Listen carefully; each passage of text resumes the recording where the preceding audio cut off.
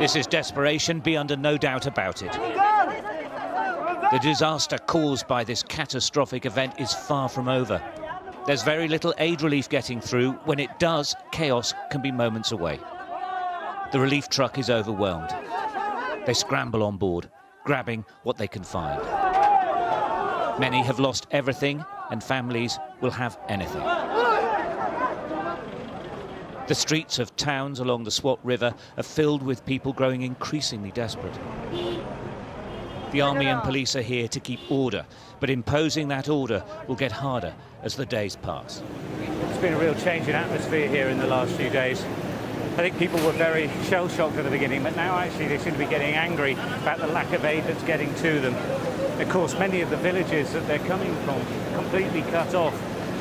So it's really desperate. As each day goes by, they're getting more and more angry. Bahrain is a major town. It's been split in half by the flood. But there is food here. Beyond, there are more than 200,000 people who remain cut off in the mountains. Through the battered town, thousands make their way with whatever they can carry strapped to their backs. It starts at this rickety bridge, streaming across for the start of a dangerous trek to find their families. They've walked 6 to 9 hours to get here, and they will walk back again. They are all exhausted already, but they have no choice but to make the journey. Khalid, with lentils, flour and oil, is on his way back to his wife, children, mother and father. They're all waiting for him. He says it's a tough climb to get there, but he has simply no choice. 36 kilometre दूर जाना है कलाम. हम कलाम से सुबह आए थे.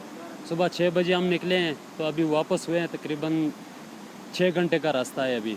36 kilometre सफर है. Helicopter drops can't feed 200,000 people. It's as simple as that, and they know this. The point is, these people have simply given up waiting.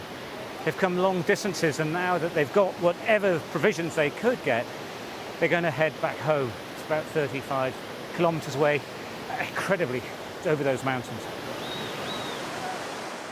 The flood has now severed the only road out of Bahrain. The river shifted its position.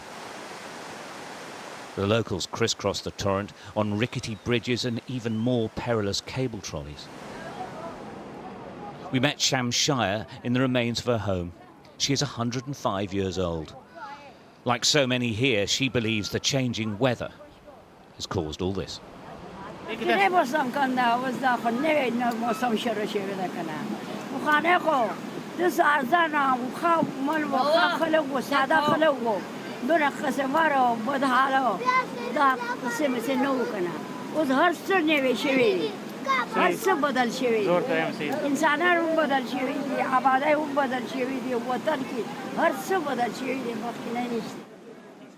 Her centenarian husband, Chari Gull, agrees with his wife. It's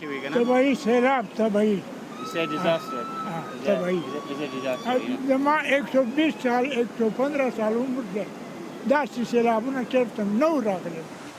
Amid the destruction, families adapt to the new shape of their town, washing in the midst of the newly arrived boulders.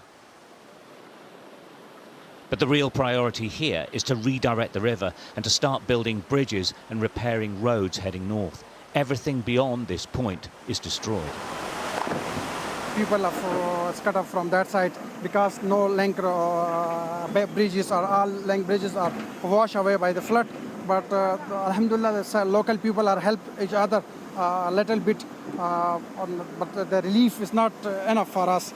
We need a lot of foods items, medicines, and such more items for homes, shelters, etc. That will be a little bit good for us. Neither faith or resolve can be doubted in Pakistan. But this is simply overwhelming, and they desperately need help. Stuart Ramsay, Sky News, Bahrain, in the Swat Valley.